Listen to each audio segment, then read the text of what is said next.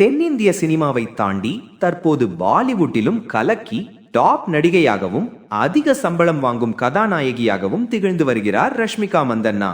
அவரது நடிப்பில் அடுத்தடுத்து படங்கள் வெளியாக உள்ள நிலையில் கடந்த பிப்ரவரி 26 நடிகர் விஜய் தேவரகொண்டாவை காதலித்து திருமணம் செய்து கொண்டதாக தகவல்கள் வைரலாகி வருகிறது. திருமணத்திற்கு பிறகு ஹனிமூனுக்கு செல்வார்கள் என்று எதிர்பார்த்த ரசிகர்களுக்கு ஒரு ட்விஸ்ட். தற்போது இந்த புது தம்பதியினர் ஹனிமூன் அல்ல பட்டிமூன் சென்றுள்ளதாக கூறப்படுகிறது. அதாவது ஹனிமூன் என்றால் கணவன் மனைவி மட்டும் செல்லும் பயணம்.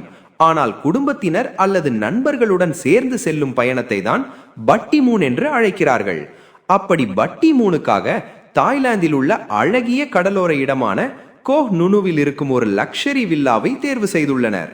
இந்த ஏர்பிஎன்பி வில்லா இயற்கை சூழலில் அமைந்ததுடன் ஒரு இரவுக்கு சுமார் ரூபாய் 2.35 லட்சம் வரை வாடகை வசூலிக்கப்படுகிறதாம். மேலும் 7 படுக்கை அறைகள், 22 பேர் தங்கக்கூடிய வசதி எல்லாம் சேர்ந்து ரொம்ப லக்ஷரி அனுபவம் தான். திருமணத்துக்கு பிறகும் வேலைக்கு திரும்பியுள்ள ரஷ்மிகா வாழ்க்கையும் கரியரும் இரண்டையும் பேலன்ஸ் பண்ணிக்கிட்டு செல்வது ரசிகர்களை இன்னும் கவர்ந்து வருகிறது.